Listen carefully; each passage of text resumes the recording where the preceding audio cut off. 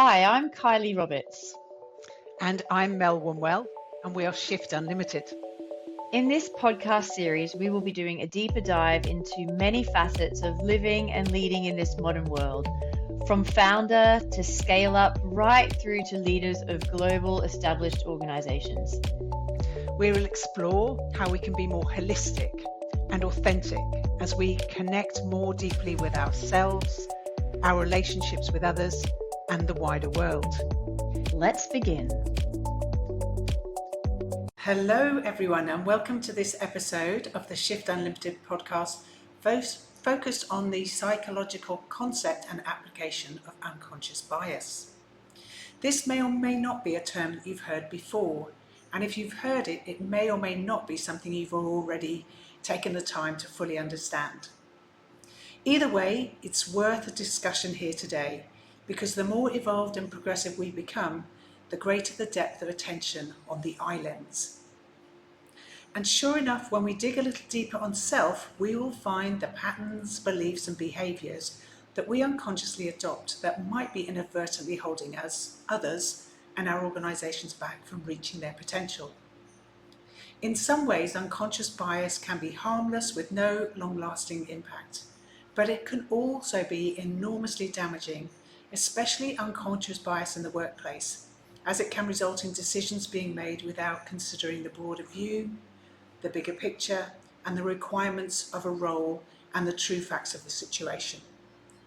As a result of unconscious bias, certain people benefit and other people are penalised. Harvard University researcher Masrin Banerjee writes, "Most of us believe that we are ethical and unbiased. We imagine we're good decision makers, able to objectively size up a job candidate or a venture deal and reach a fair and rational conclusion that is in everyone's best interest. But more than 2 decades of research confirms that in reality, most of us fall woefully short of our inflated self-perception." Where do all our unconscious associations and unintentional people preferences come from? Cognitive biases are systematic errors in thinking that occur when we're processing and interpreting information in the world around us. They are the brain's way of taking shortcuts to make sense of the vast amount of information we encounter daily. These mental filters help us to make quick decisions and judgments, which once helped our ancestors survive. If you remember the NLP and coaching communications model, we filter information based on experiences, values, beliefs, language, programs, etc. These filters are our cognitive shortcuts. And in the complex world of modern leadership and modern relationships, these shortcuts can lead us astray. It's like forcing the wrong puzzle piece into place. Biases fill a temporary gap, but they lack awareness of the full picture. Unconscious bias is a result of our limited cognitive capacity. Over time, our brains associate things. They form neural pathways which become stronger every time these associations are recognized and unconsciously affirmed. So, for instance, we might see white male engineers, and our brain learns that engineers are white and male. And it's actually pleasing to the brain when this association is affirmed. We come across an Asian female engineer, something that challenges our unconscious association, and it's unsettling. It doesn't fit. And as a result, we're more likely to unconsciously and wrongly bias against it. In our relationships, these biases can act like invisible puppet masters, pulling the strings of our emotions and actions without us even realizing it. They can make us jump to conclusions about the other people's behavior, hold on to outdated beliefs, or even blind us to unhealthy signs that we'd easily spot in someone else's life. Unfortunately, we're often unaware of these biases as they're happening. These stealthy half-thoughts, often driven by fear, slip in unnoticed and quietly shape our view of the world, our relationships with others, and the little and big decisions we make as leaders of organisations. Yet once we are aware of these biases, we can start to recognize them in action. They can become conscious rather than unconscious biases. And with recognition comes the power to pause, reflect, and potentially change our responses to be more appropriate to the progressive society. The human brain is a formidable pattern matching machine, sifting from all five of our senses: visual, auditory, kinesthetic, gustatory, and olfactory, as well as behavioural cues. It helps us, for example, to quickly determine whether someone is friendly or hostile. Much of what it does outside of our conscious control. Our unconscious mind processes 200,000 times more information than our conscious mind. Daniel Kahneman has popularized the notion of two systems in the human mind. In his book Thinking Fast and Slow, was published in 2011, he describes these two systems as follows. System 1 operates automatically and quickly with little or no effort and no sense of voluntary control. System 2 allocates attention to the effortful mental activities that demand it, including complex computations. The operations of System 2 are often associated with the subjective experience of agency, choice, and concentration. So if you're watching this on YouTube, you'll see an image pop up now. Otherwise, you'll see this in the show notes. When you look at this photo of the child on the screen, you know that they are angry just as quickly as you recognize that their t-shirt is white. You've also got a pretty good idea what they might do or say next, and it's not going to be good. That's System 1 thinking at work. System 1 thinking continually guides our thoughts, attitudes, and beliefs without our realizing. It helps us deal with our limited cognitive capacity. And System 1 thinking can easily lead us astray. We've got an example of System 2 thinking for you.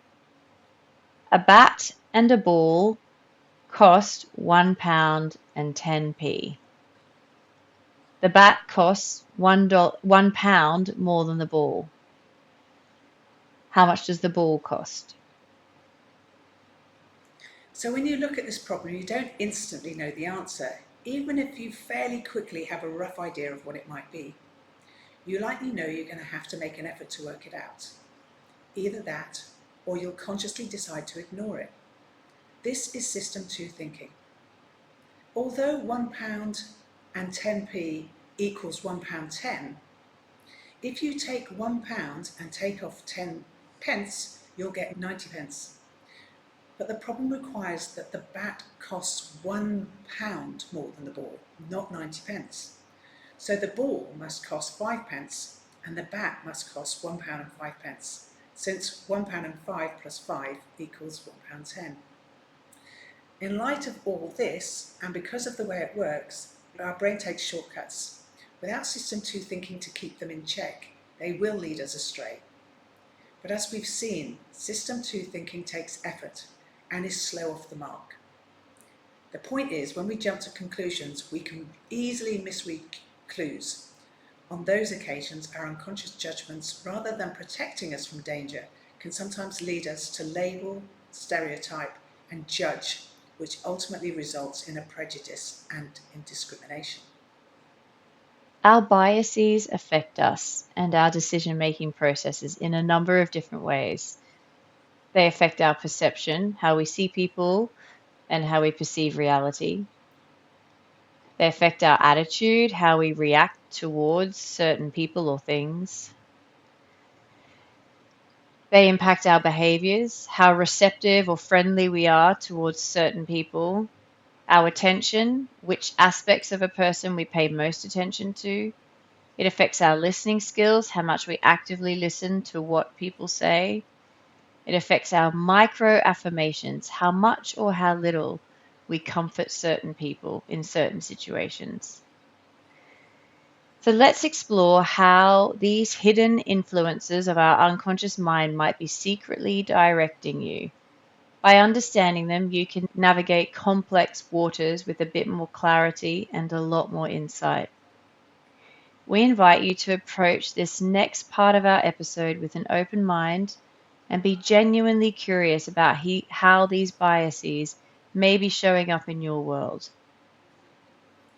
So we'll run through some of the biases now, not all of them, but a good number, and we'll start with conformity bias. This refers to our tendency to take cues for proper behaviour in most contexts from the actions of others rather than exercise our own independent judgment. It happens when our views are swayed too much by those of other people. It occurs because we all seek acceptance from others. We want to hold opinions and views that our community accepts. Based on the famous study by Solomon Asch in 1951, it's regarded as one of the classic social psychological finds. People are asked to look at a picture of 3 lines, which if you're watching on YouTube you'll see, and say which line matches the line marked as the target line.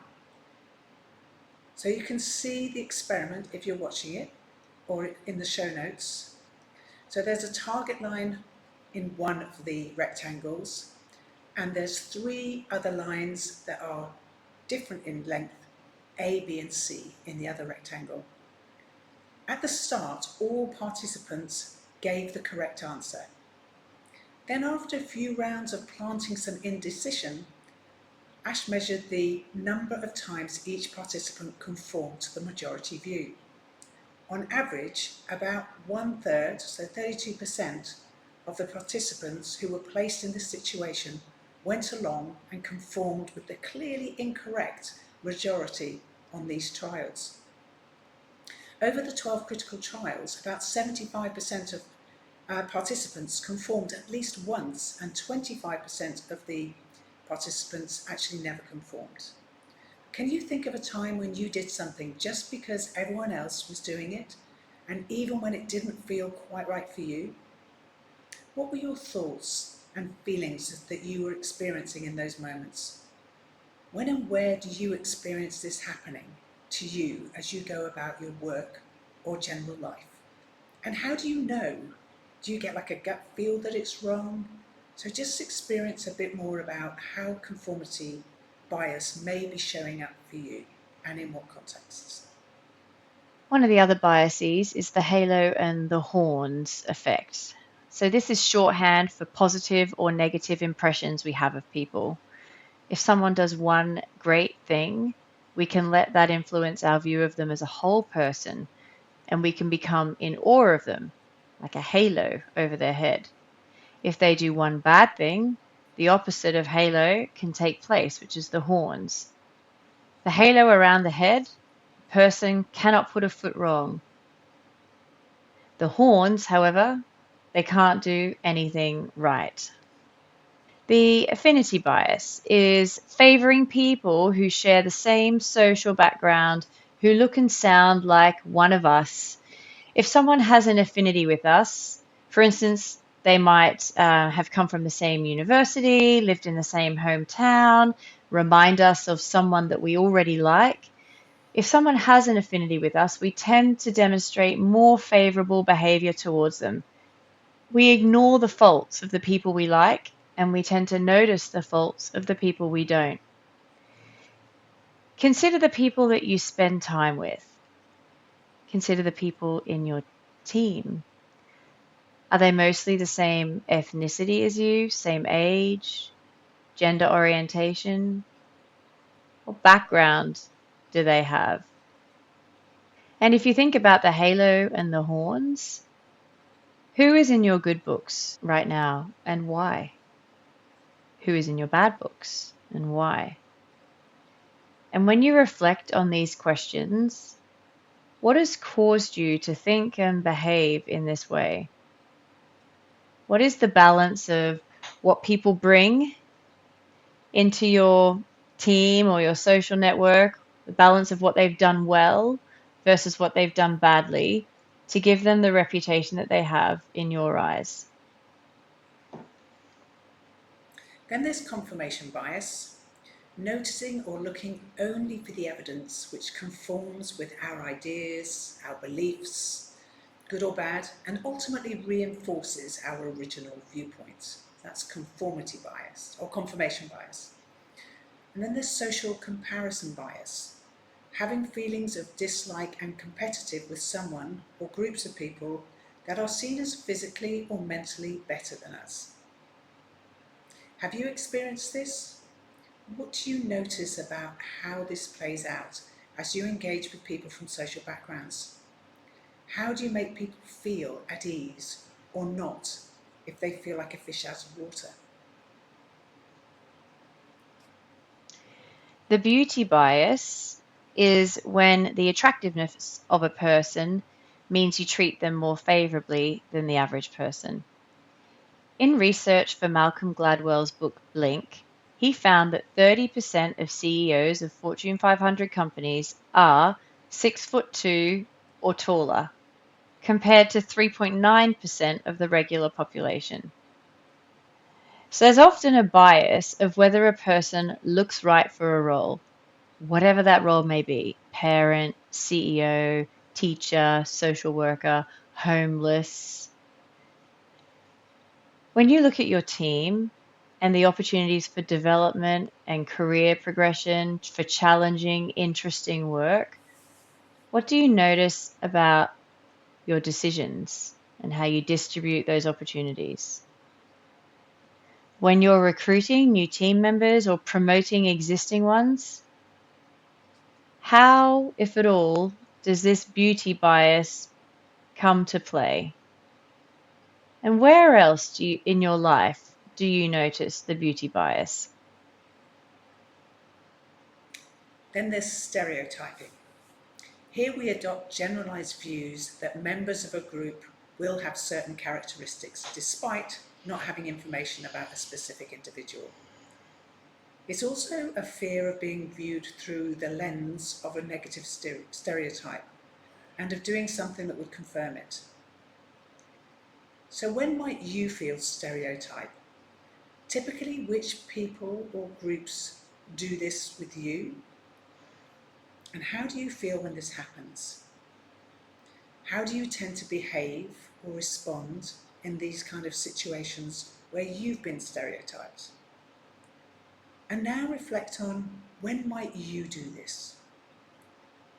With which kind of groups of people? So which people do you tend to avoid engaging with at home and at work? And ask yourself what may be causing this. And there's gender bias, which includes being viewed as less competent, overprotection, and asserting dominance over another gender orientation. And this can work in all directions, biasing one gender over another. In the Deloitte 2024 Women at Work survey, 5,000 women across 10 countries gave their views on topics such as mental health, stress, working through hormonal pain, childcare and elderly parent care, flexibility, and progression. Whilst the numbers are generally improving year on year, the global gender bias still exists. Only 6% of women from the survey work for gender equality leaders, where they feel safe to raise vulnerable topics in the workplace. They can work flexibly without it impacting on their career prospects. And whilst gender bias can, of course, work in any direction towards any gender orientation, it is clear still from this very current study, 2024, and many others as well, that there is much work yet to be done to create equality for women in the workplace. Without thinking about it too much, grab a pen and paper if you've got one handy right now and write a paragraph that summarizes your thoughts, your feelings, and your views on women in your workplace. And once you've done that, do the same thing, summarizing your thoughts, your feelings, and views on men in your workplace. And what do you notice? Where are the similarities and where are the differences in what you've written down here? Another bias is fundamental attribution bias. This is where we judge other people on their personality or character and ourselves on our intention or the situation. For example, X was late, that means they're likely to be unreliable. However, if we're late, it's because it was unusually bad traffic. When have you witnessed and heard people around you doing this? Which of your own rules, for example, lateness, attention to detail, the way you dress, contribute to a fundamental attribution bias? And there's the authority bias, which is when people trust and are more influenced by the opinions of those who hold a greater authority in the workplace. So, like the boss says that. So it must be done, must be right. When do you experience yourself being influenced by the authority bias? And when and how do you experience this playing out in your workplace? So, as Mel said, these are some, not all, of the unconscious biases that we all tend to hold. And there are ways, of course, to avoid unconscious bias. System one thinking is going on all of the time, which is that fast, quick thinking. And system two thinking, which can help, isn't quick to come to the rescue and keep our biases in check. So, given that, here are some ideas for you to try to avoid bias and just to practice bringing the unconscious into the conscious. First of all, we recognize that everyone has unconscious bias. We've all got them. So, the best thing that we can do to bring the unconscious into the conscious is to stop and think. Create a pause before we respond or before we decide, and learn to mistrust our first impression. Be curious rather than ignoring difference. Challenge negative assumptions and negative stereotypes in the room. Don't be too hard on yourself as well. The emotional impact makes bias more likely. So when you create that pause, we can separate our emotions and immediate reaction so that we can make a more conscious choice. Look around you for positive examples and positive role models. And when you're introducing new processes in the workplace, if you keep them as simple and as straightforward as you can, then they're less likely to have these biases in them. If you've got difficult or demanding work to do, maybe take that work away so you can have a bit of a headspace. You're not influenced by other people around you so much. And take some time to really question how open and honest and trustworthy you're being as well, so that you can be as bias free, if possible, as you can. There are some leadership behaviors that are recommended to avoid the pitfalls of unconscious bias in the workplace and inevitably then unlock innovation in your workplace. So, some of these leadership behaviors that are recommended include ensuring that everyone in the room is heard, that they've got a voice and they have a chance to speak their truth, to make it safe for people to propose new, different, novel ideas, to give your team members decision making authority, to share all credit for success, so pass it around, to create an environment for regular giving and receiving feedback, which is critical in any high performance environment, and to make decisions by seeking a diverse range of opinions and views. So go far and wide when you're consulting before you make a decision. This topic of unconscious bias, Mel and I bring into practically every coaching relationship we have, both in team coaching and also one to one. Because unlocking our unconscious bias can be very revealing to all of us and also create opportunities for much more diverse thinking. And we aren't just talking about gender diversity here, it expands into all areas of diverse thinking, just as we've talked through in this episode. So, we invite you to continue to reflect on where your unconscious biases may be showing up. So, make your unconscious biases more conscious so that you can make that shift and change. So, our time's up on today's episode. Thank you so much for listening today. We can't wait to hear how all this is landing with you in your workplace and in your own lives. Please share your thoughts with us. We are on Instagram at shift_unlimited, and also click to subscribe to our podcast channel here. We can't wait to see you soon.